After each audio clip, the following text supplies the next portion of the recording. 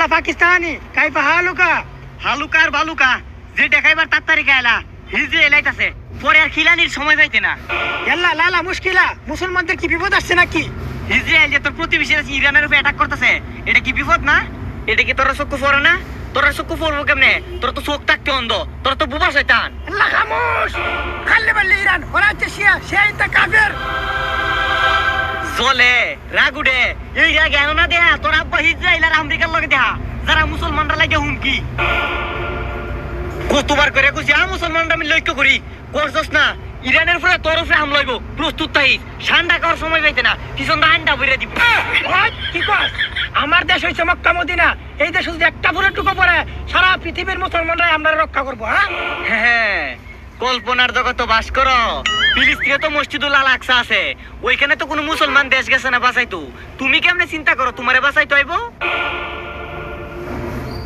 এখনো সময় আছে, চল সকল মুসলিম দেশ এক হয়ে ইরানের পাশে দাঁড়াই। খাল্লে বাল্লি আমরা আমাদের রুহানি আব্বা আমেরিকার সাথে সম্পর্ক খারাপ করতে পারবো না। ঠিক আছে, ইরান বিশ্বাস করে তার প্রতিবেশী কোনো মুসলিম দেশ থেকে ইরানে কখনো অ্যাটাক হবে না। তোর দেশ তো মার্কিন সামরিক ঘাঁটি আছে, পারলে বিশ্বাসটুকু রাখিস।